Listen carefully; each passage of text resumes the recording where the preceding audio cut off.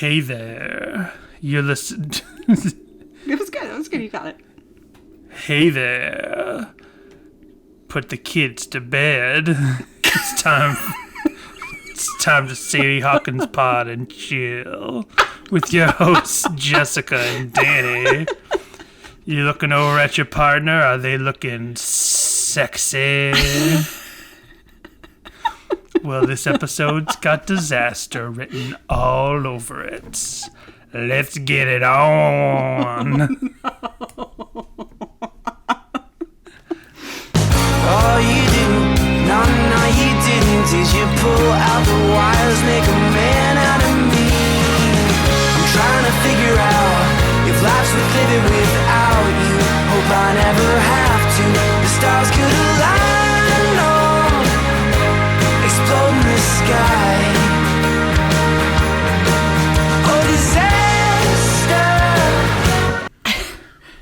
Hello, everyone, and welcome to Sadie Hawkins Pod. Hello.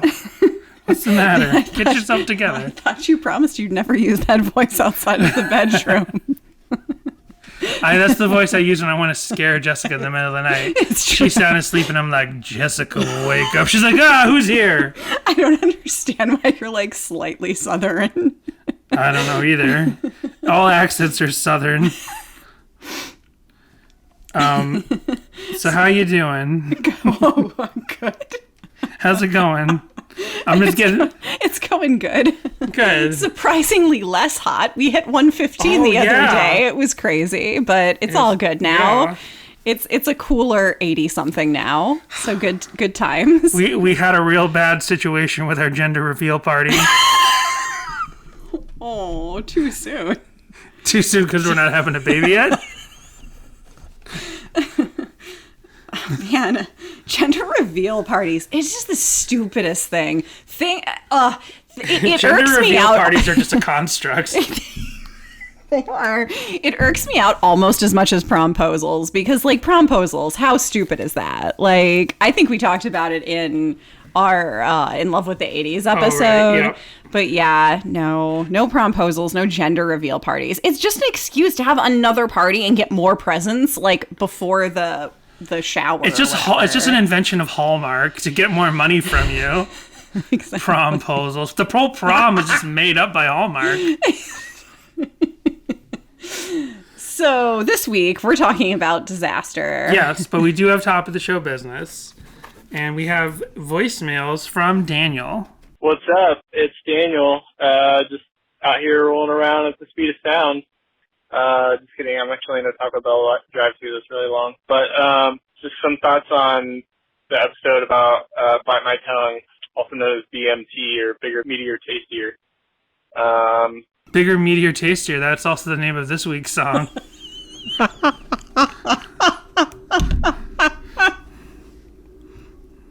Yeah, I definitely hear, like, I never heard it before when you said the thing about brand new. Like, I definitely hear a similarity with Quiet Things That No One Ever Knows in the way that, like, the verses are kind of, like, more chill and, like, the palm mute guitar.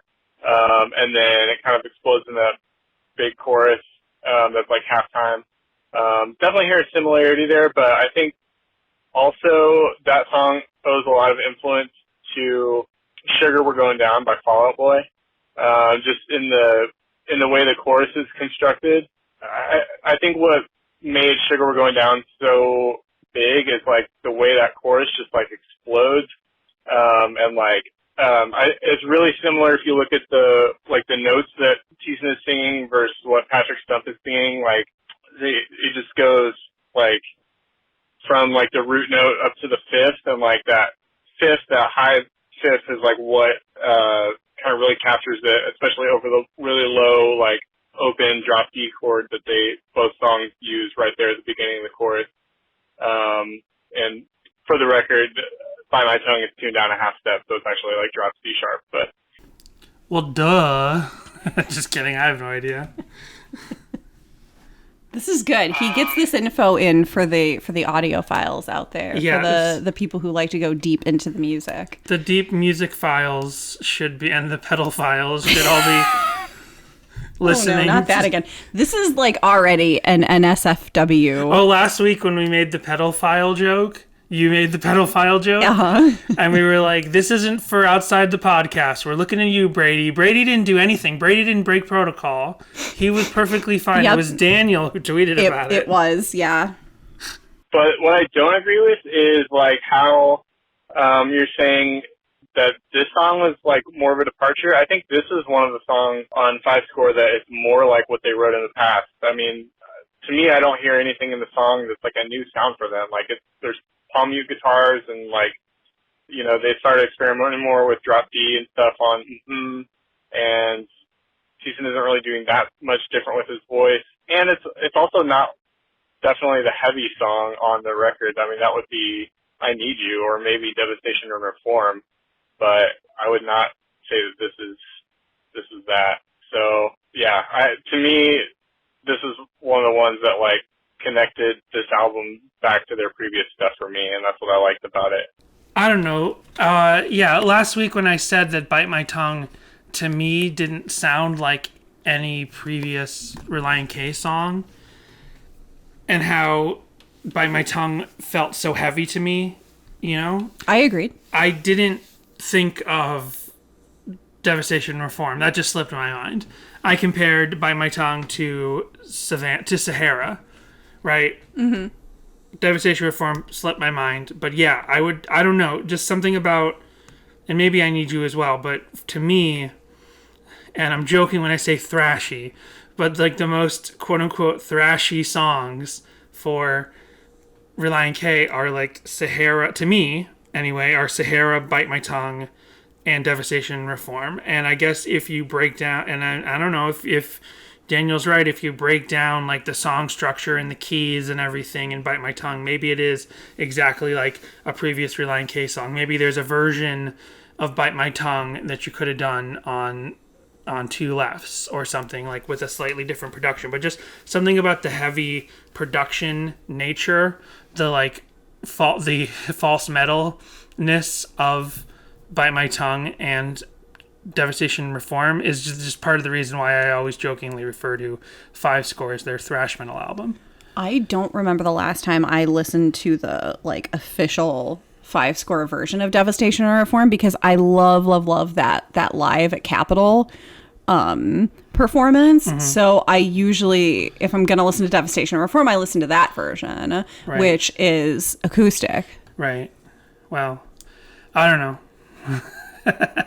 That's off the point of what I was saying about what Daniel said. But yeah, I don't know. I don't know. Bite My Tongue it doesn't sound to me, and this could be on a totally superficial level to my very untrained ear, Bite My Tongue along with Devastation and Reform just don't sound to me like Relient K up to that point. It's just like I'm agreeing. I'm saying that my reasoning that I had also said that this was like the heaviest song. I had agreed with that because in my mind, I wasn't even thinking Devastation and Reform because I'm so used to listening to that acoustic version. It's like Up and Up where I listened to the Bird and the B-Sides version. Right. I'm not thinking about like the proper album version of some of these songs. So I'm not thinking about like, you know, oh, is it heavy versus, you know, not heavy? I'm just like, oh no, it's the version that I usually listen to.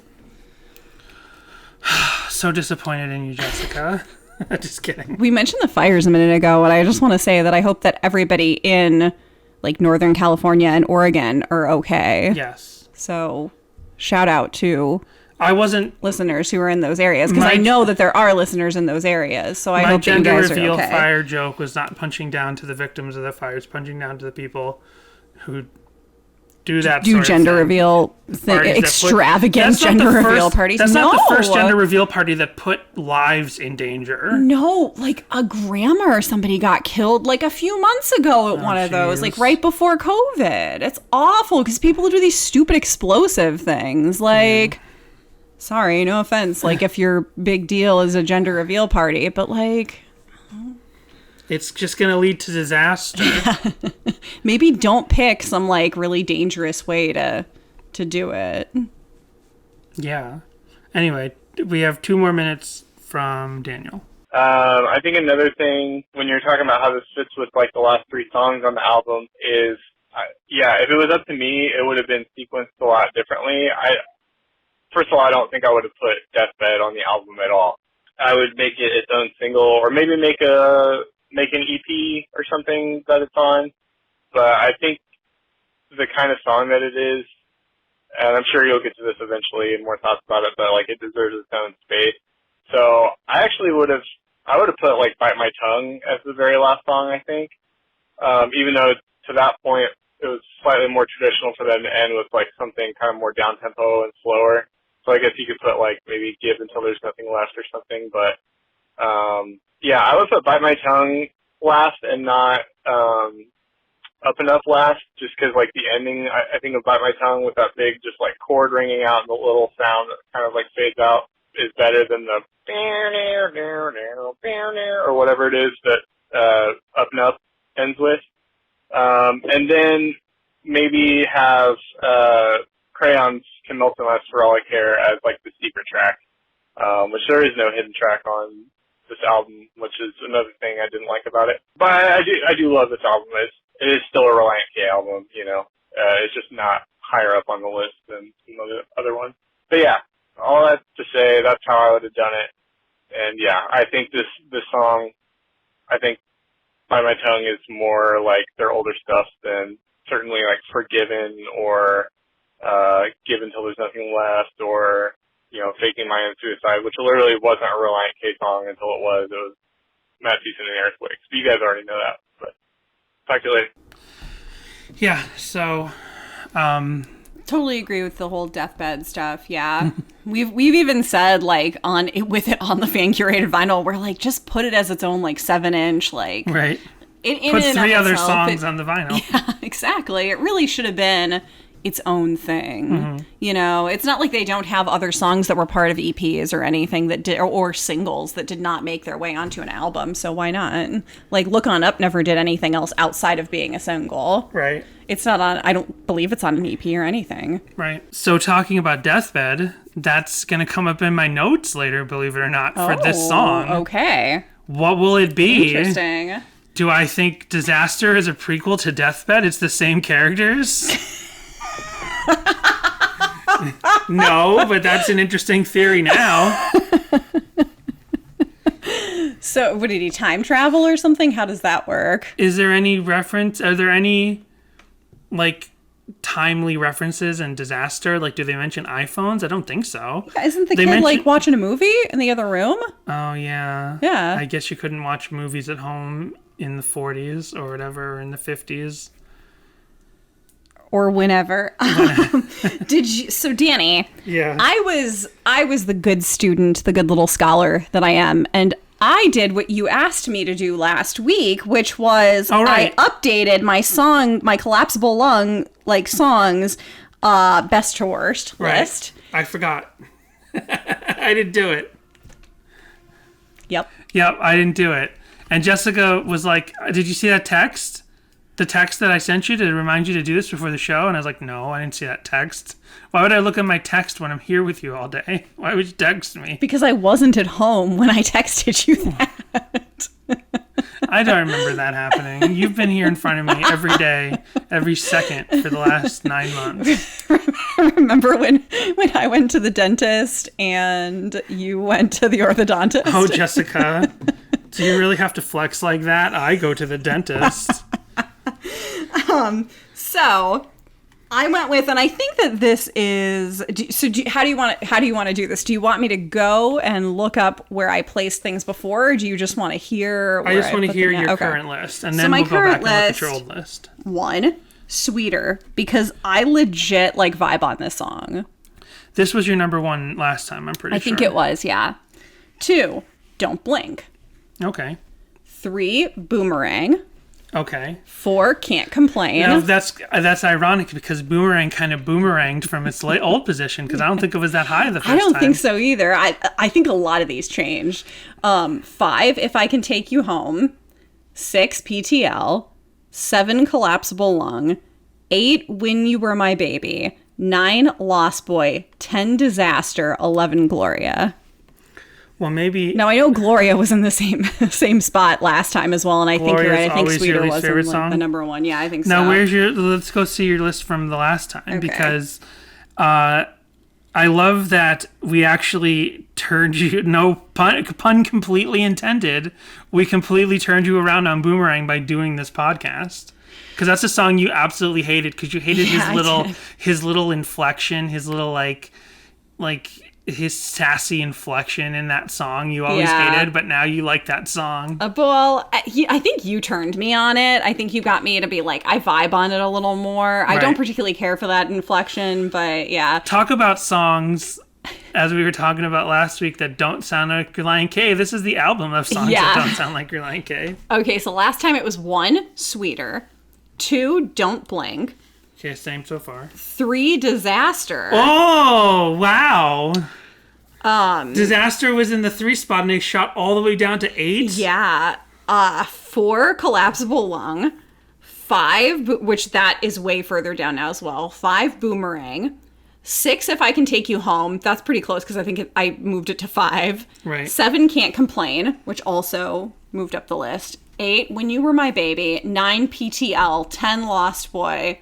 And 11, Gloria. Oh, and of course, That's My Jam featuring Owl City at the number 12 spot still. Is that My Jam from Collapsible Lung, or is that from... It's the bonus track. It's the exclusive. Is it? I thought it was a bonus track on Forget. No. Maybe it's a different... Maybe it's a... That song being associated with Forget Not Slow Down would be a disaster. Oh, it's Terminals. Terminals is the bonus track on Forget Not Slow Down, and That's My Jam is the bonus track. Yeah. But because I don't listen to either of those songs, and they're both like one's actually featuring Owl City, and the other is Terminals featuring Owl City, or does it just feel like Owl City? It's one or the other. I don't know. We'll do those when we do those songs. We'll figure out when we do those songs. All right. That's My Jam is the one where he's just like singing about all the songs, and we're going to talk about Weezer's Heart songs when we get to it and how awful that song is. So, but that's not today. So that's a disaster for another time. Yeah. So musically, and I mentioned this when this was higher up on my list, that musically this could be on air for free because it feels like a predecessor to Elephant Parade. Right. Even with the layering that's in there, there's also a little touch of Bummin', but more closely resembling Elephant Parade. This song is like out of, as I was just saying, how Collapsible Lung, and I'm not talking about the lyrical content at all yet, I'm just talking about the music. This is a whole album of songs that don't sound like Relient K songs. Mm-hmm. Like, I don't think I just can't agree to any arguing that these sound like Relient K songs up to that point.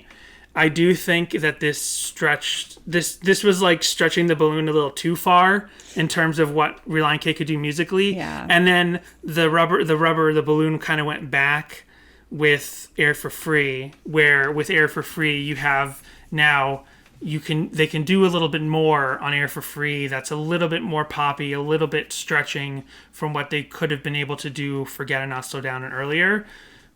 It's like, you know what it's like? It's like Doctor Who. It's like the American telemovie from 1996 that was it the Seventh Doctor, and he only did the one movie as that Doctor. That was like the proto version of what modern Doctor Who would be like. Mm-hmm. Like, always like one camera setup and with a romantic, not just the whole idea of like the romantic companion that came along with modern Doctor Who that didn't really exist in classic Doctor Who, but that really begins with the American Doctor Who movie. So the American Doctor Who movie was like so different from Doctor Who after that point that a lot of people had a problem with it. But it sort of stretched that balloon, it sort of stretched that sock out. You know what I mean? It kind of like wore out that baseball glove. Right. So that when everything kind of went back to where it should be, now it was slightly changed. Like, now the modern Doctor Who can take the fun attributes of the American Doctor Who TV movie Right. and adapt them into modern Doctor Who, and now it's acceptable. So in a similar way, Collapsible Lung, way expanded, way like overdid, broke that glove in terms of what a Relient K song could be. And again, I'm only talking about the music. I'm not talking about the lyrics yet. Right. And then you get back to Air for Free, and then you can kind of like sort of finesse it and be like, okay, Air for Free sounds more like a Relient K album. Mm-hmm. So my point is, on Collapsible Lung, an album of a bunch of songs that don't sound like Relient K songs, except for maybe Don't Blink and Collapsible Lung, the song. A whole bunch of songs that don't sound like Relient K songs. And you can take most of the songs on Collapsible Lung and say that this sounds like a pastiche of some other popular artist. Like we talk about it. Like this sounds like the Jack Johnson song. This sounds like the Mumford & Sons song or whatever. Right. Disaster, I think, unless there's one I'm not thinking of, it doesn't specifically sound like any one artist from the radio of the 10 years before Collapsible Lung. Like, it definitely sounds like a thing that is poppy and radio friendly and could be heard on the radio at some point in the last 15 years. But when I hear Disaster, I don't hear, this is Relient K trying to be this band. It just sounds like a song that doesn't musically feel like Relient K up to that point. Singing lyrics that don't sound like Relient K lyrics, but it's a completely not totally unique, because I'm sure you could find songs that sound like it, but it's on Collapsible Lung. It's one of the most unique songs on there. And my deathbed mention was that this has this sort of jazzy ragtimey thing in it with the horns. And I was spending them. I did like that little, I don't know if it counts as ragtime, but that's slightly like sort of jazzy. That like ragtime piano. I that know what ragtime you mean. piano 40s-ish thing.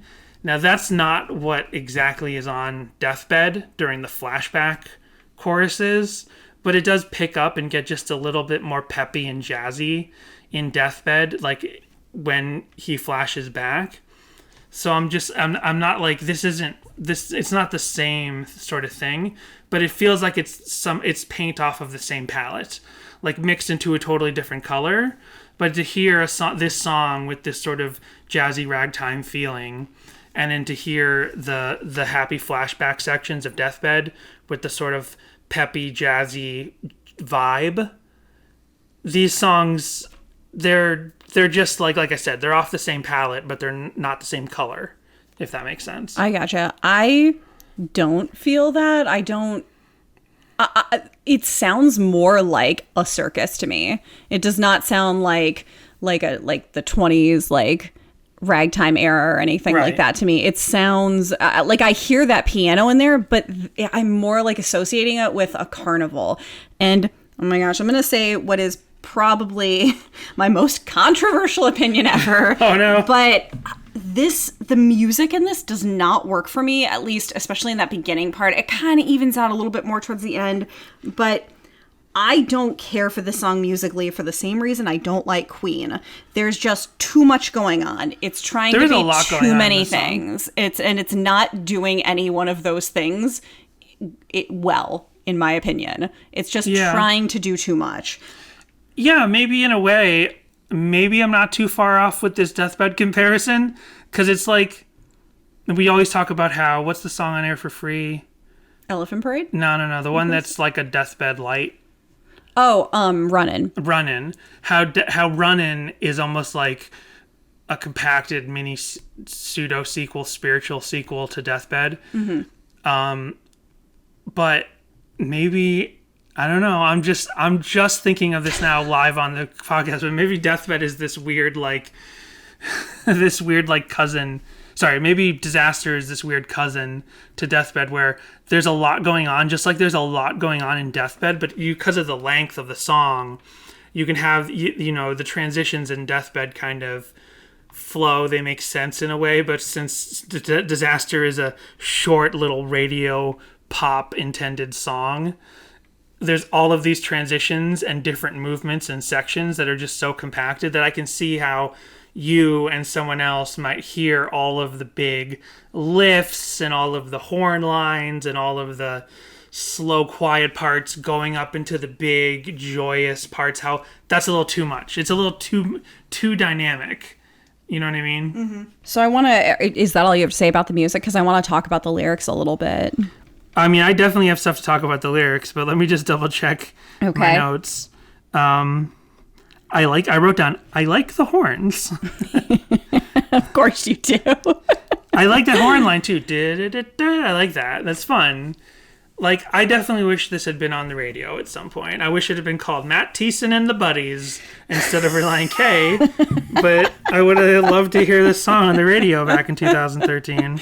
If this song came on the radio back in 2013, you would have turned it off. No, I wouldn't. Not necessarily. No. I'm giving him a look. I don't think so.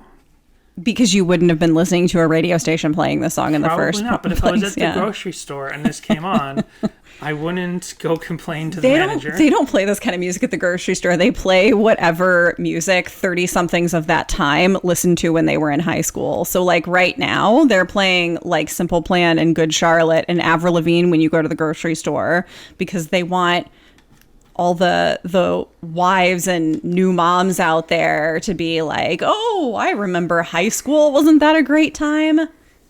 Let me buy more soup. I don't know. To me, the lyrics feel like a first draft. They're kind of all over the place. They're incomplete thoughts. They lack the structure and depth of typical Relient K songs. If you and I think that so this song rated higher for me before because it was just like it was more the like sort of humorous and like factor to this of like talking like Matt Thiessen wrote a song about banging a chick after church while a kid is in the next room over. It's funny, it's weird. Sure. Great song. Now that I actually sat down and I looked at the lyrics, I was like sleeping or watching a movie. True. Still in the next room over. I just kind of was like looking at the lyrics going, it's not good. And it's weird because this is one of 3 songs that's only written by an actual member of Relient K. Right. And I think this is, I could be wrong here, but this is the only solo Thiessen song that's written. Correct. Yeah, on this record.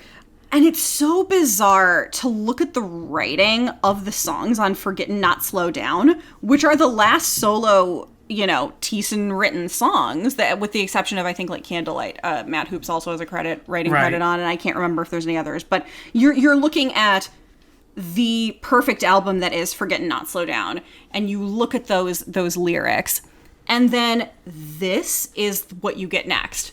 This song is your next solo Matt Thiessen written song. Right. And it's just such a jump in quality because it doesn't even compare. It feels like this was an idea that shouldn't have made it to a second draft. Or if it did, it should have taken some of these ideas and then just completely restructured them. Well, I like the lyric about pull out the wires, make a man out of me. I think that is like...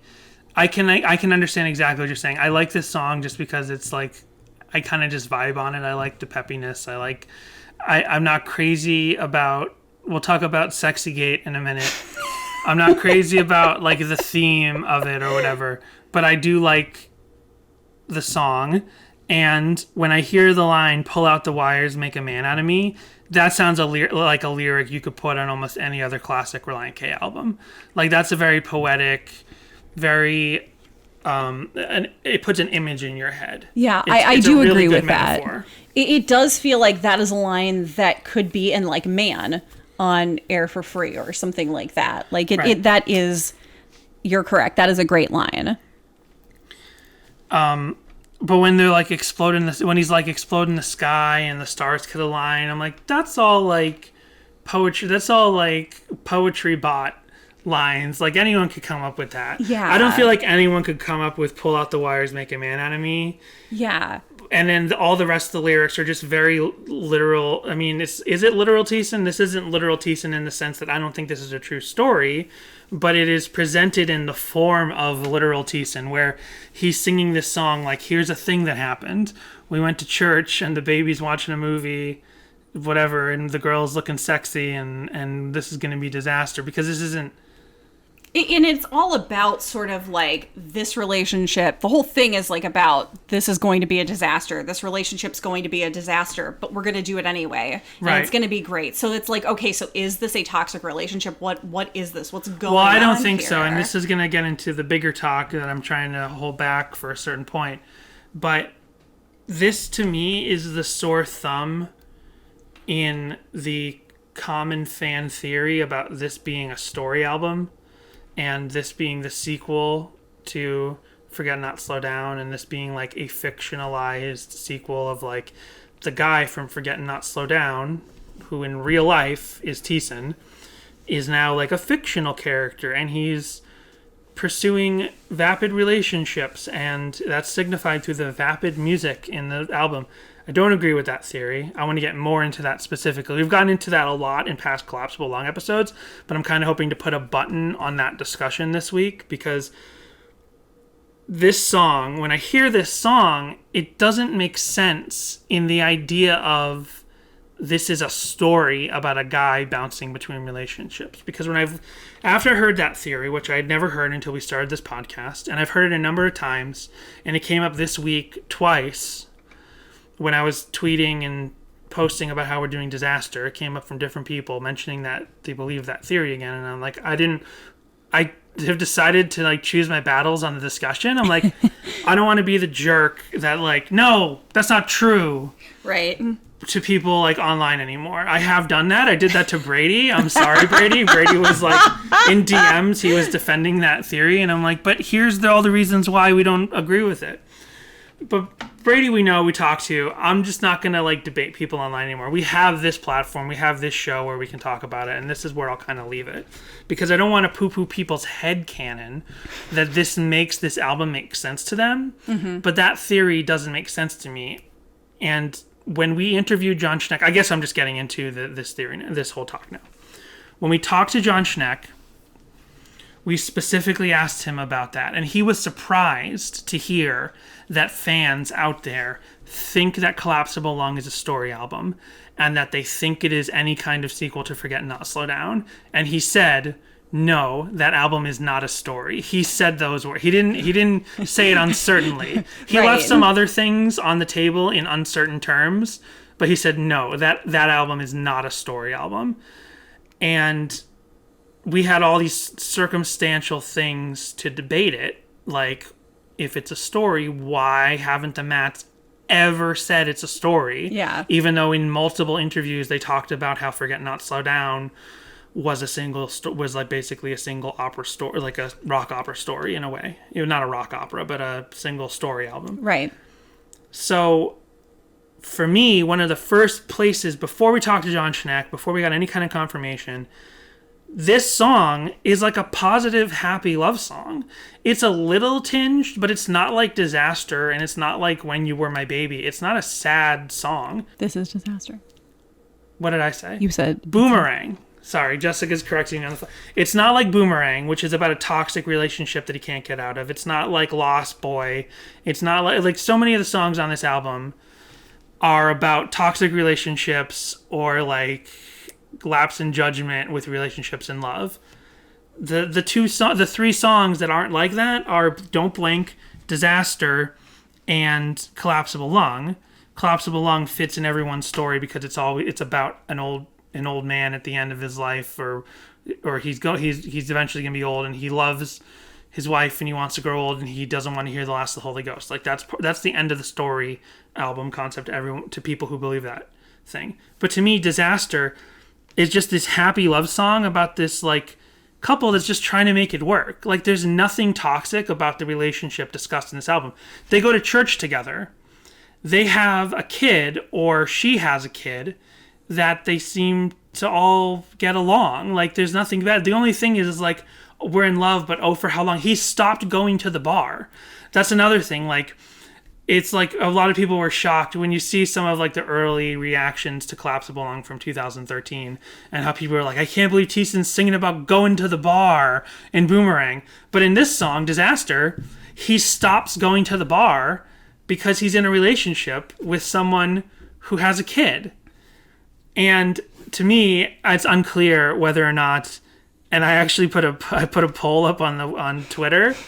I asked, in Disaster from Collapsible Lung, do you think the baby is their baby or a single mother and that he's dating? So basically, like, is it their child that's off watching a movie or sleeping while they're getting Netflixing and chill or whatever? Or is he dating a single mom? And and I had always thought it was single mom. I kind of thought it was single mom. Yeah. 40. So out of 28 votes, and this was only up for like 17 hours, out of 28 votes, 46% think it's their baby together. 39 think she's a single mom and he's just dating a lady with a baby. And then 15% said, I don't know and I don't care.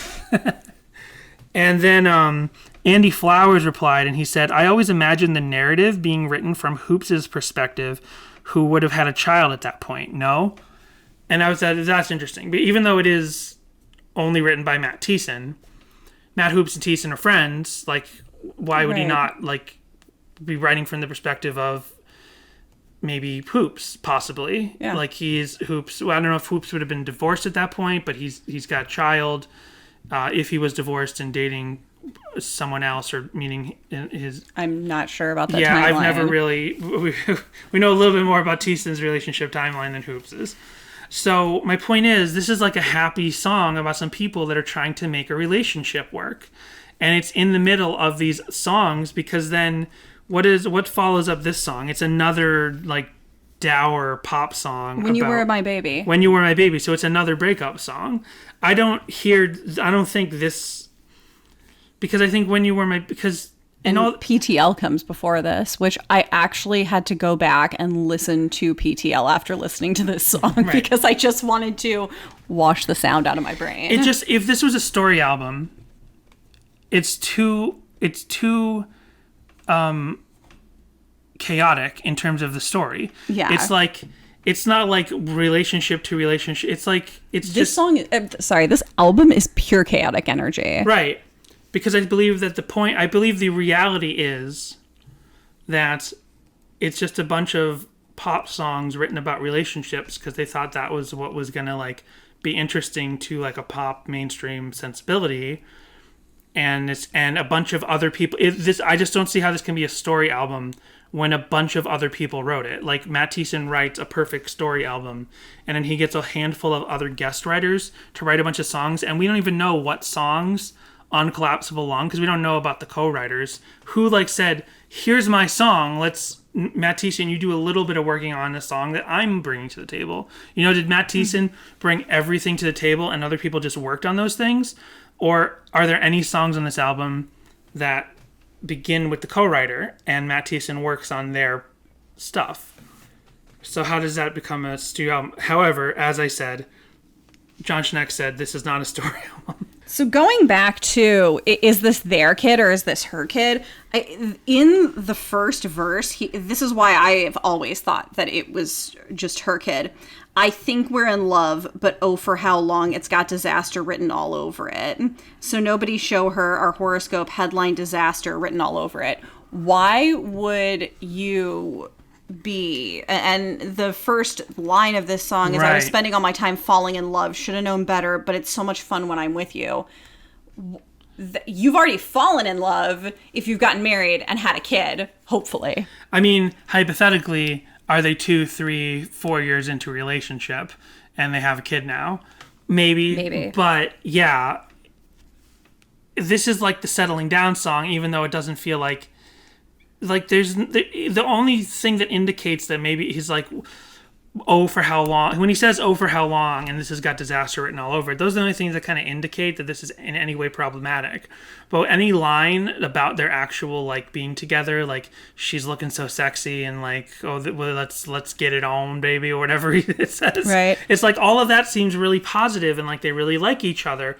Like, there's no indications in the lyric that there's actually going to be disaster. Right. It's just, if you're married, you're not thinking, like, this relationship has disaster written all over it. That's not a thought that's necessarily coming into your head. It's, we're married, we're happy, we're settled down, if we're in such a great place. You know, it's not, nobody show her our horoscope because it's got disaster written all over it. You know, if it's your kid together, you know, you're making a life together. Exactly. One other thing I thought to myself is, like, to say it's disaster could also be sort of ironic. Like, is like, oh, we're getting in because we're getting in trouble. You know what I mean? When two people are getting frisky, you know, whatever, and they're like, oh, we're getting in trouble. But it's you like it. It's like good trouble. You know what I mean? Like, when people say we're getting in trouble, they mean it as a good thing. So this could be an ironic sense of this is a disaster, but it's like, no, this is a good disaster. This is like good trouble. This is a good disaster on purpose. So I'm going to move on to what did you call it? Churchgate? Sexy gate. So that feels like a good transition. So the use of church here is so odd to me. Like, Thiessen was either like, oh man, we didn't really have any religious references, so we need some for those fans, and like shoehorned it into the weirdest place. Or it was, like you said before, it's a literal Thiessen moment. Like, that was maybe a little misguided. And not that it's not relatable, because I'm sure that it is. We don't have kids yet, but I have friends who have kids, and I know that you have to get creative sometimes when you want to be intimate with your partner. It's not even that Thiessen says sexy that, like, weirds me out. It weirds me out. I mean, it's a little bit, it's the way he says it. Yes. That is really cringy. That is sexy. Yeah. It's like breathy and it's jarring. I don't know. It's just like, and it's more the way he says it than the implication of like, hey girl, you looking fine in your church wear, like showing some thigh and a little cleavage. You're looking good in your Sunday best.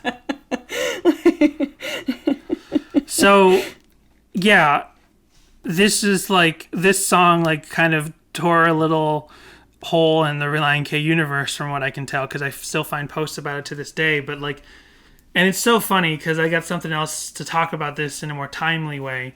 But to think that, I guess I'll just talk about that now.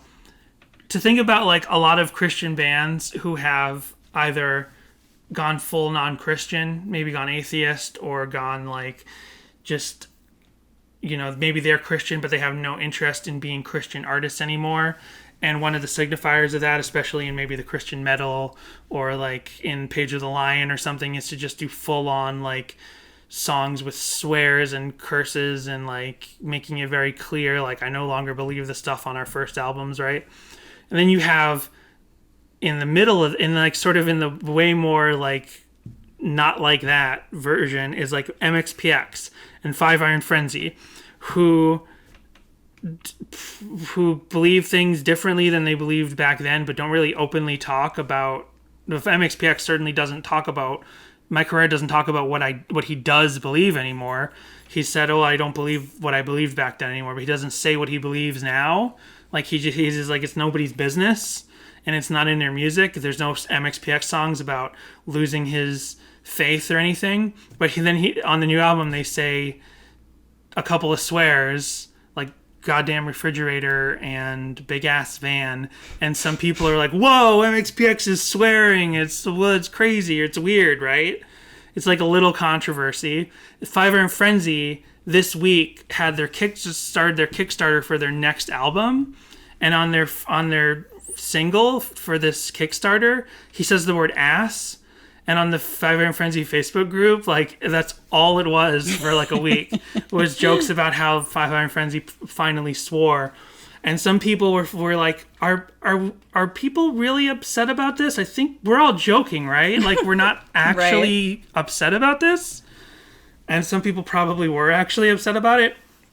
But then here you have Relient K in 2013, and it's not even a swear, but it just feels such a departure, and whether they thought it was or not, it felt like a statement to be like, we're Relient K and we're using this word that Relient K of the previous albums would never use, sexy, and specifically saying a woman looks sexy. Hey girl, you're looking so sexy. It feels like a swear. And I talked about this the first time I heard Friday Tonight by MXPX where they say GD refrigerator. I don't care if MXPX swears. Like, I literally don't care if they start using the F word. I don't care. But the first time I heard it, finally, and the first time I heard Friday Tonight was live in concert, and I literally went, whoa, in the middle of the crowd, because I just wasn't ready for it. I just wasn't, and I'm like, okay, the seal is off. Who cares anymore, right? So it's a similar thing where it's like, I don't care if Matt Thiessen wants to write adult songs or what people call it secular. I call it real world, like just like songs that are just based in the real world, based in the world of everybody. If he wants to write songs that are more adult in theme or whatever, I don't care. But it is still weird when you hear it because your ears trained for it. In another example, completely not Christian at all. Like one of the like one of the most liberal bands in the world, like not Christian conservative, like hard left bands. They Might Be Giants. They don't ever swear, right? There's like one swear on the Apollo 18 album, and then there's like no other swears for 2 decades. And then he said the S word on the newer album, and it was shocking. Because They Might Be Giants. It's like you're just trained to know. They'll sing about like horrible death and like all these weird concepts and stuff that are kind of freaky. But to hear them actually drop the S word was like shocking. And it has nothing to do with Christianity. It's just what your ears trained for. So Sexygate. Yeah, it's just weird to hear Matt Thiessen in an album called Relient K. Again, if it was Matt Thiessen and the Buddies, I wouldn't care as much, but it says Relient K on the cover, and I'm like, he said sexy, and he said sexy. He did. He said it all breathy, and it's definite, and it comes in a line that's definitely alluding to, hey girl, you looking good, let's go bang. I just started thinking of a little bit of Lexi from... A little bit of Alexis. Well, Alexis, sorry. Well, I just sexy Lexus. Okay. Little bit of Alexis. Lexi. Little bit of Alexa. What's her name?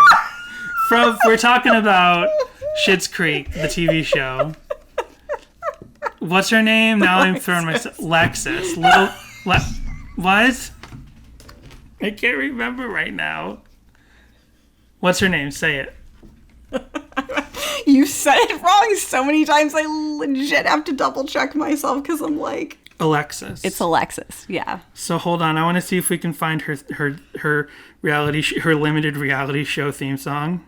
Here we go.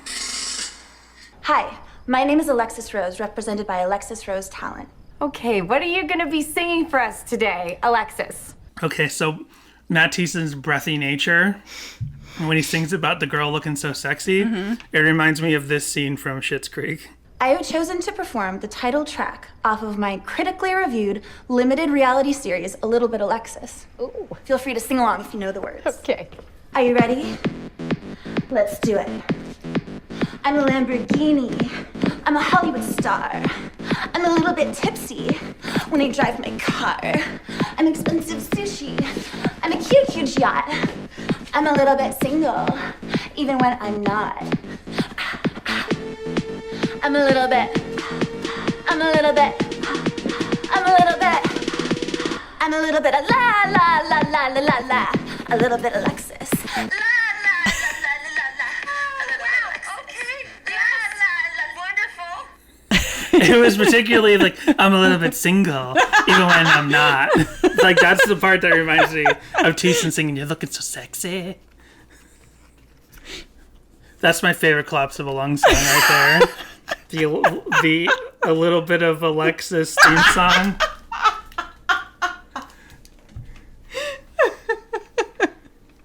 Indeed. So I don't know if they ever played that song live in concert, but what it seems like... Alexis? A little bit Alexis.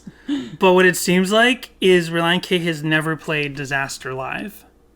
Ever. Yeah. Yeah, like I didn't find any YouTube videos of it, which when we've not found YouTube videos for live songs from the first 3 albums, that I know they played live because I saw them live, like Kickoff. And it took a lot of digging to find proof that they ever played Kickoff live, but they have. This is a song that's like, now we're talking 2013. Now we're talking when like tour managers actually update Setlist FM themselves. Right. And we're talking about when everyone's recording every song. And if Thiessen said, this is a new song coming from our upcoming album, someone would have recorded it and uploaded it. Right. But it sounds like Relient K, because it's not on Setlist FM. I was going to say it's not on Setlist. It's not listed on Setlist FM, and it's nowhere on YouTube. So this is, and it turns out this song and Gloria and Lost Boy, there's no proof of them ever having been played live. And I don't know how many other Relient K albums have any songs that were never played live. Like, well, there's no proof of My Way or the Highway to Hell being played live, but it's not like up to a point, Green Day, they had a lot of songs that they had never played live. And like Five Iron Frenzy, they have a lot of songs. They have a lot of songs that they just do for the studio just to make the album longer. They're good songs, but they just don't play them live. Relient K is a band where it feels like if they've written a song, it can be in a set list. Mm-hmm. And most like 98% of Relient K songs have been played live once. It feels like, here's 3 examples. These 3 songs off Collapsible Lung never been played live. Crazy. What's up? It's a disaster. Maybe that's why they didn't play it live, was because it was a disaster. I mean, there is a lot going on musically, and maybe they just couldn't quite translate that. Maybe. I mean, I'm sure or did not want to adapt it to a more stage-friendly version. Like a stripped-down version with just the instruments they have, maybe. Or maybe they got backlash for the song, and that's why they never incorporated it. I don't know. It'd been funny if there was one live video and it's like, baby, you're looking so sexy, and then the crowd goes, boo! Boo! And then there's one guy in the crowd's like, give him a chance! Why do they buy tickets just to boo us? They actually previewed the song in Cleveland and it just did not go over. Oh, right, with that drunk crowd. Yeah, missing poster at the bar. Woo! Marigolds. So I did not pull up a lot on my deep dive. I mean, there were a lot of results when you put in Relient K disaster, and the one thing we're going to talk about is not at all related to Collapsible Lung or this song. It's just a general Relient K disaster that happened. Right. Had this occurred during Collapsible Lung touring, I would have been like, man, that is a sign. But Oh, what? Relient K's bus lights on fire. Oh! Popular mainstream and Christian rock band Relient K hit a major setback Thursday when their tour bus went up in flames. Just finishing up an opening night performance Down in flames. at this year's Creation Northeast Festival in Pennsylvania in front of about 75,000 fans, the band was heading to their next stop in Bushnell, Illinois. We could go for some Bushmills whiskey now. When the bus went into flames around 3:20 a.m. on Thursday morning due to an engine eruption under the back lounge of the tour bus, the group was expected to headline the concerts at the Cornerstone Festival Thursday night in front of another 20,000 fans. It was pandemonium, explained Matt Thiessen, lead vocals, to the Times reporter. Everyone was screaming. We thought the bus might blow up. The problem was spotted from the back of the vehicle by Thiessen and one of his friends, who then alerted the bus driver. The rest of the band was awakened by the alarmed driver, who made everyone evacuate. Fortunately, no band member was hurt in the accident, but the blaze will ring up a hefty damage bill. Although total costs of damage for the vehicles are unknown, Thiessen has reported that his items were valued up to at least $7,000, which included his laptop computer containing 100 unfinished songs. Because of the disaster, the band had to cancel its Cornerstone appearance, but still plans on making a Saturday night performance planned for Greenlee, Colorado. Despite all the problems, the band was has handled the chaos fairly well. We were just gawking and kind of laughing outside the bus. It was also cinematic, said Thiessen in the Times report. There was the night sky with all this light and this fireman kneeling and hacking at the top of the bus with an axe. It's funny to be on stage playing for 75,000 people, having a great time at the height of your element, he added, then hours later standing outside by a burning bus with no shoes on, feeling basically like a refugee. And then it goes on to just talk about, like, Relient K is a Grammy-nominated, Dove Award-winning band from Ohio. Boys from Canton. Exactly. So, yeah, and that was during the 5 score. Oh, wow. Era. Well, when you were when they were like, it was very cinematic or whatever, and I was thinking, like, would there be a moment where they're like, when the fire was like reflecting off of the night sky and off of the moon, I just had to put up my hands and praise the Lord. Like, it's so beautiful. No. Oh no. But a laptop with 100 unfinished songs, what? Oh no, I missed that part. I was going to say, I'm shocked that you had nothing to say about Sorry, that. thank you for repeating that. I was listening, but then I got kind of lost in thought because of my joke. Oh man, that sucks. That's awful. Yeah. Think of all the great Collapsible Lung songs that might have been in there.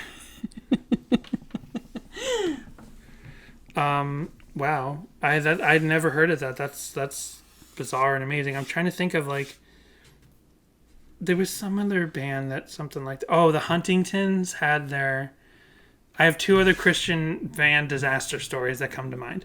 The Huntingtons had, like, all of their equipment stolen from their like truck, and this is like in the late 90s.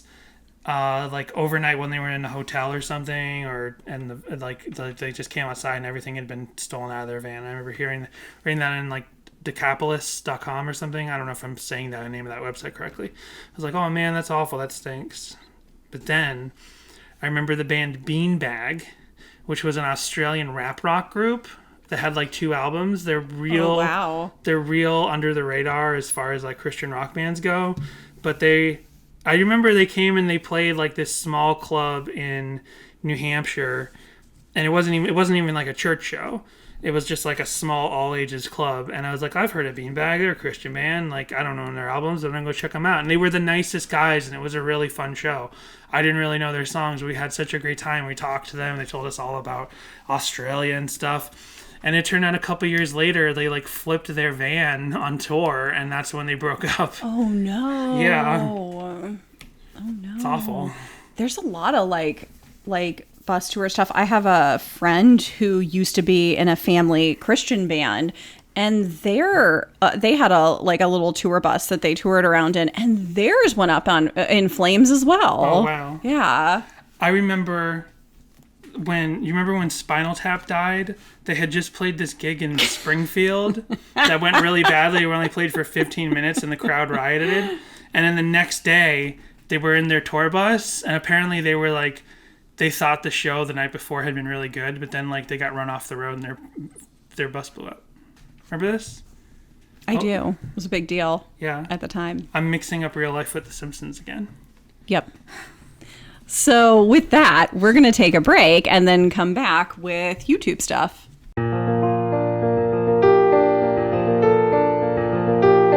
If you'd like to interact with Sadie Hawkins Pod, please do. We have a voicemail line, which is 402-95-SADIE. You can also send us an email at sadiehawkinspod@gmail.com. And check out our Twitter and Instagram, which are both at Sadie Hawkins Pod. We'd also like to take this moment to thank our patrons who have signed up at patreon.com/sadiehawkinspod. We've got Brady, David, Tucker, This Might Be a Podcast, Owen, Jimmy Eat Pod, Roxanne, and Samantha. If you'd like to join our Patreon, we're discussing most of the K is for Karaoke tracks, like Justin Bieber's Baby and Cake's The Distance. We've done some random stuff, like a video of us playing Animal Crossing and discussing our summertime playlists. Oh, and we're reading through the entirety of the Relient K related book, Complex Infrastructure, known as The Female Mind. And hey, if you thought there wasn't a Relient K book that makes a short bus joke, well, sign up and learn how wrong you were. There are $2, $5, and $10 levels where you can get those bonus apps and extras like merch. And if you have a special someone in your life, think of giving them the gift of Sadie Hawkins pod. So please tell me we have lots of FMVs this week. No, there's like barely anything. Man. And real quick, Because there's so many other better songs called Disaster. well, we're all going to talk about that. But I completely forgot real quick, going back to a previous point about Sexygate and like how crazy it is Relient K used the word sexy, even though it's not a swear. I made this meme where it's Squidward sleeping, and he's like, doesn't care that MXPX swears, and he doesn't care that 5 Iron swears, but then he opens his eyes, and they're all red when Relient K says sexy. And I posted that to our Twitter and our Instagram, but then I also posted it to the 5 Iron Frenzy Facebook group, because I'm like, oh, this is a 5 Iron Frenzy meme. Right. It's a third of a 5 Iron Frenzy meme. And then Corey Bowen said, no joking, I was 20 when Collapsible Lung dropped, and I had a small identity crisis over sexy, which somehow overshadowed the fact that the album was trash. And then it got 4 likes. That comment on the Facebook group got 4 likes, aside from my 5th one.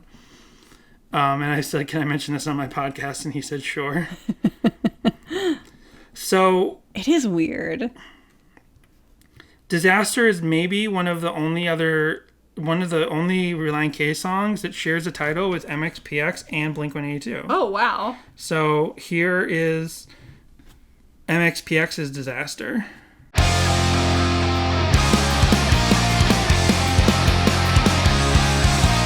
Sitting in my car, drinking from a flask, weighing future plans, worked up the nerve to ask. Never can prepare you for your way we all fail. When you're so in love, it just doesn't seem real. I'm such a disaster for you. No one else can look faster for you. I'm such a disaster for you. I can't stand up straight. I'm falling over and over. What do you think He's of that? drinking from a flask. Well, that's right. He's drinking from a flask in his car. You better watch out. My cousin was on the news. That's right. My in real life, like 2 years ago, my cousin was on the Massachusetts news because he got drunk and decided not to drive drunk, but because he was sitting in his driver's seat with the key in the ignition for the air, that was and not driving, that technically counted as drunk operation of a vehicle, and he got arrested. And it became one of those stories that the news loves of like bureaucracy, arrests gone mad, like borderline, not a crime. Like the news loves those type of stories. Right. And my cousin got arrested for this. So Mike Herrera is sitting in a car drinking from a flask. I hope he's in the backseat. Because the cop even said interviewed on the news. So I watched the report when it was still on the local like website, Boston websites. The cop was like, if you sit in the backseat, it wouldn't be a crime at all. You know what I mean? But even more so, maybe the biggest controversy of all, listen to who Mike Herrera is sitting in a car and drinking from a flask with. Oh. Sitting in my car, drinking from a flask. Satan's in his car drinking from a flask. You know that, right? That misheard lyric? It's Satan in a car drinking from a flask. Why did you point at me like you thought I genuinely knew that misheard lyric? Like I hang out on amiright.com all day. Well, I thought maybe you'd seen a meme I'd made of it. Satan in my car. Oops, sorry. I love you and I support your art, Danny. All right, thank you. You clearly don't. Now, here's... I feel so bad now. Here's Blink-182's Disaster. So that Disaster is from 2018. So that's obviously well after the 2013 Relient K song. But Dogs Eating Dogs EP by Blink-182 came out in 2012. So this came out the year before Relient K's Disaster. By the way, it's so weird. I don't know if a certain Blink-182 podcast discussed this when they did this song, but the beginning of this song, Disaster by Blink-182, sounds like the Limp Bizkit Mission Impossible cover. You know when Limp Bizkit did the Mission Impossible, there's a name for the song. It's not just the Mission Impossible song. Hold on, listen to Blink-182's beginning of Disaster. Okay? And then this is Limp Bizkit's Take a Look Around, which is the song they did for Mission Impossible 2, where they sampled the Mission Impossible riff.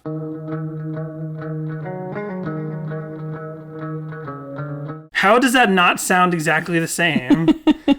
Like, obviously it's sideways. It's not exactly the same. Here's Blink-182 again. It's a little lower. It's a little... Yeah. And it's obviously not the Mission Impossible riff. But anyway, let me skip ahead a little bit. You were like, giving me a look like, when Limp Bizkit did this, I'm like, no, my mom wouldn't let me listen to Limp Bizkit. I didn't ever really listen. I never listened to Limp Bizkit. I definitely never owned anything Limp Bizkit. But that's the Limp Bizkit song that I liked, was the Mission Impossible Take a Look Around song. The most I knew about Limp Bizkit was when the mom from Even Stevens took it away from the kids. Like, was that an episode of Even Stevens? Yeah. That's funny. I think it was just like a throwaway line too. So let's just button this up. Here's Blink-182 playing their song called Disaster.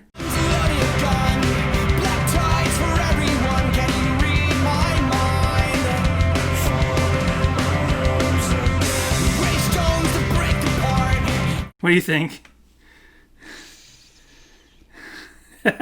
Jessica made a face like she ate a lemon. And you know what? Another one that's on our Christian rock radar. Newsboys have a song called Disaster.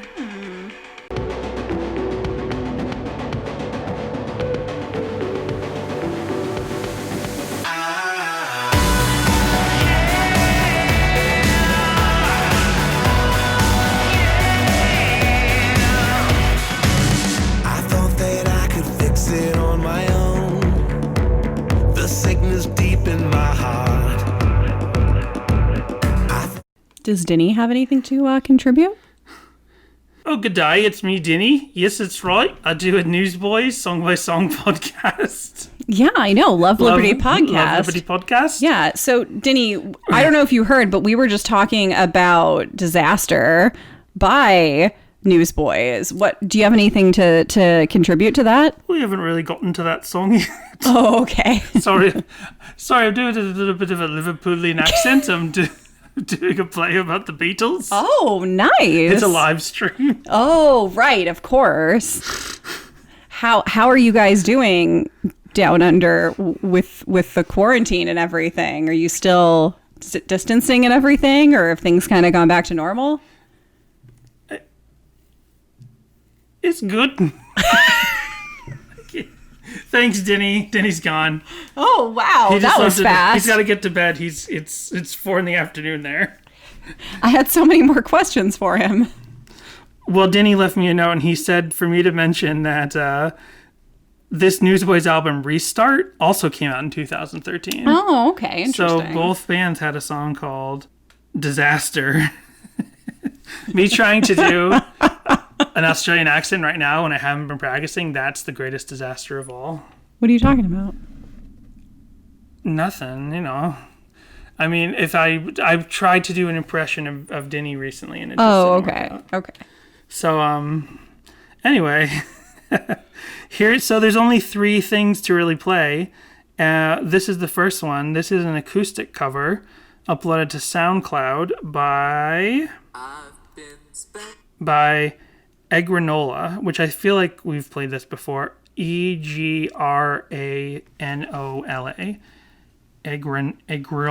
Egrolina. Here's their Disaster cover. All my time falling in love. Should've known better, but it's so much more fun when I'm with you. Now there's a missing person poster hanging up at the bar. 'Cause I've got a girl. So it's not on key. It struggles a little, not on key. But I like that Egranola gets a little. Actually tries to add the horns in later. Here we go. Make a man out of me. I'm trying to figure out if life's worth living without you.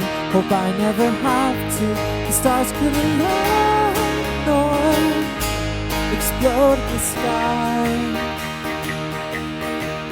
Oh, disaster.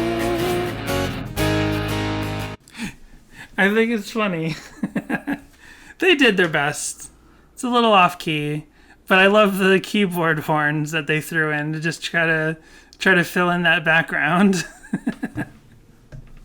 I got nothing bad to say. I can't complain. I can't complain, which is the song we're doing this week. You'd think it was a disaster, but I can't complain. That's how it's a story album. If you take all the titles from Collapsible Lung, it makes a sentence. So Adam Goff from, I forget now if it's Sylph or Sliff. I'm sorry, but Sylph Band, I think? Jeez, Danny. I think it's Sylph Band. And he sent us covers before. He sent us an exclusive 17 magazine cover. Here is his cover on ukulele of Disaster. Written all over. No, you didn't. No, you didn't. Did you pull out the wires, make a hand out of me? Oh, I'm trying to figure out if life's worth living without you. Hope I never have to. The stars could align. Oh, explode in the sky. Oh, disaster. Baby, you look so sexy. So what do I do when we can't home from church and the baby is in a room sleeping or watching a movie? You get closer to me. Oh, this has disaster written all over it.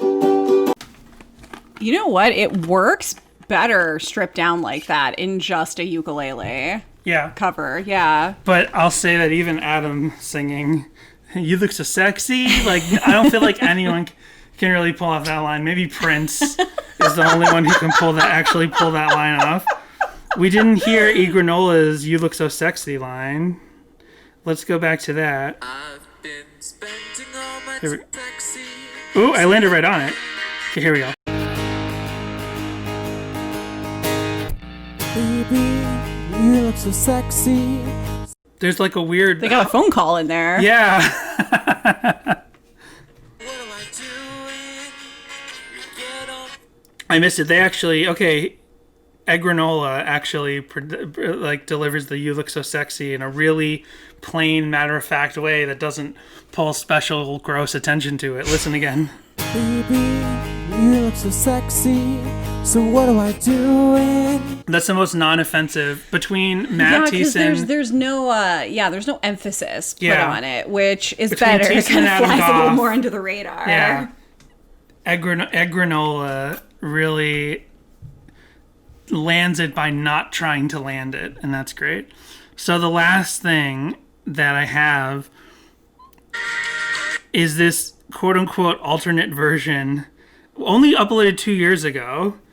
So someone on YouTube uploaded this quote-unquote alternate version of Disaster by Relient K, uploaded in 2018. It's 19 seconds, and here it is.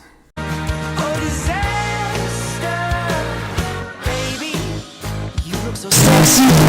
So what do I do when Shut up, you did that.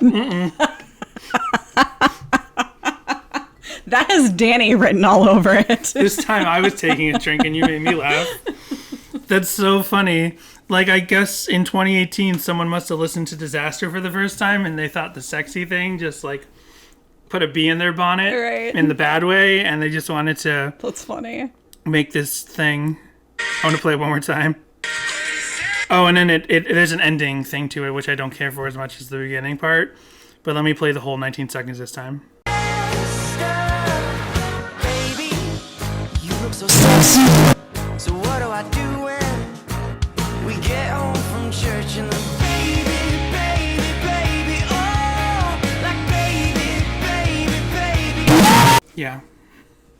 It's... I don't know what their thing was. Like, were they just specifically upset? Whoever made this. This is made by Crease. Crees. 2 comments. We got to see those.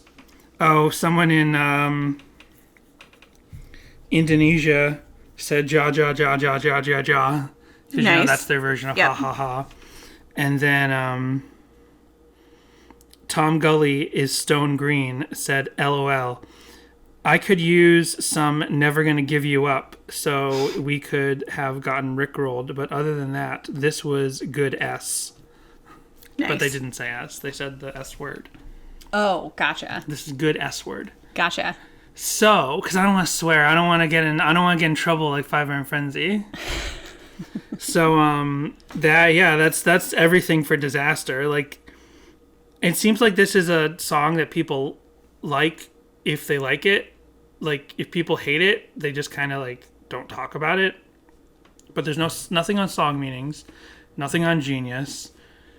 Only 3 YouTube videos derivative of the song, a ton of uploads, and usually this is a sign. There's like 5 or 6 individual uploads of the song, like people who like, I like this song, I'm going to upload it to YouTube myself, even though both the band and the label have done that twice already. So this is a song that people like, but it doesn't invoke any derivative works. I did see a Reddit post where someone, and I didn't dive really far into it, but I think it had a lot of upvotes where somebody was like saying that they thought that this song was like underrated, or they actually really enjoyed this track. Oh, and I forgot to mention, and I guess, and we have a new ending, so we'll do that in a second. But going back to the Collapsible Lung is a story about a person chasing vapid relationships. Mm-hmm. Like, one of the most popular articles to push that theory is by glutenfreeradio.com and their review of Collapsible Lung. And it's this song specifically in their review, which I'm not going to read the whole thing, but I'm seeing if I can find this particular moment. Brady actually sent me this. Oh, here it is. I found it. So Brady sent me this article the last time he and I were DMing about how he likes, or he was just talking, I don't know, he was talking to me about the Collapsible Lung as a story theory. And he sent me this article. And the person talks about how they seem to be a very devout Christian who wrote this article, and how they were excited for a new Relient K album, and they got it, and something started to feel wrong right away, and they were very upset, but they just didn't want to give it up, and they wanted to keep listening.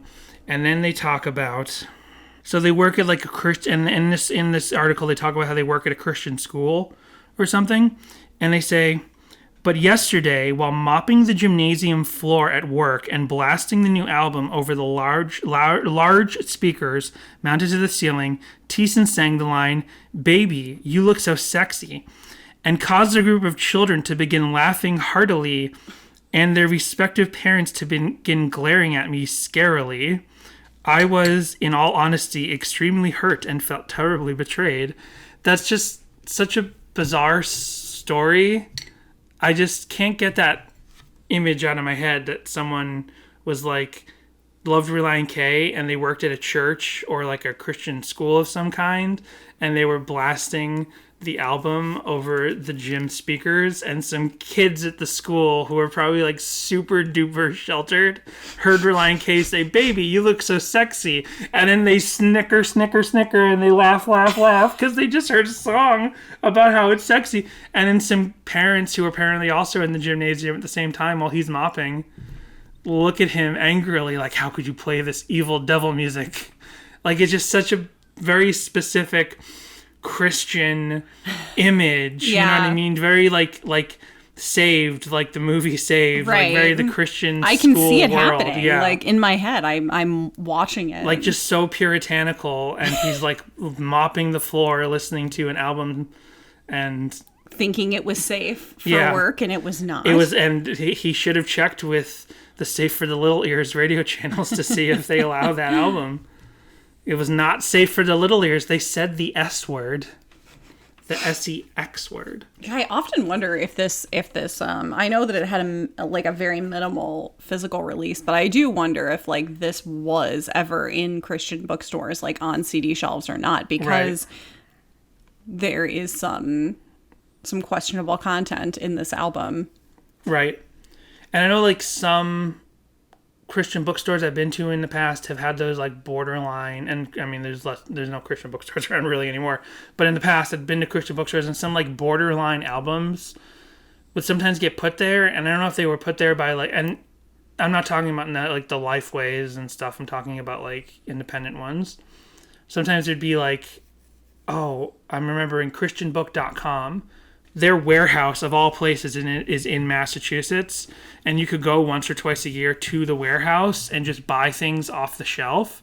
And that's when I would go and I would just like get until record labels stopped making them. I would get every Christian ska CD I possibly could, and I would get like every like punk and metal CD I could. And they had Evanescence there that time because like funny. Evanescence was that borderline Christian thing. And like I think like if you saw Panic, you know what? It's the end of the podcast. Why am I talking about this? Saw Panic by MXPX in a record store. Be like, is there some cool guy here or girl? Is there some cool person here at the Christian bookstore that's like, yeah, I'm gonna stock these like secular label Christian borderline records, or does the distributor get them? I don't know. I don't care. It's the end of the podcast, and we have a new ending segment, don't we? We do. And it's for us to decide, do we like this song now more? Do we like it better, worse, or the same as before we did the podcast? And I think I like this song better than before we started this podcast. Well, as I said, I think spoiler, I said it earlier. Right. I like this song less than when we started. What a disaster. Total disaster. Oh, well.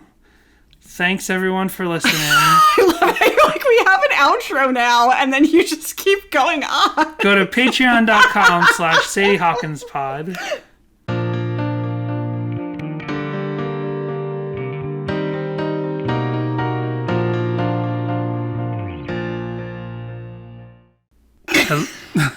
Hello there, everyone. That's a little too spooky. Hello there, everyone. It's me, Mr. Sexy Radio Man. Hey there. We're never going to get through the opening bit. Hey there, everybody. You gotta start over. No, I don't. Never my laughter. Hey there, everybody. Put the baby in the closet. Okay. And see.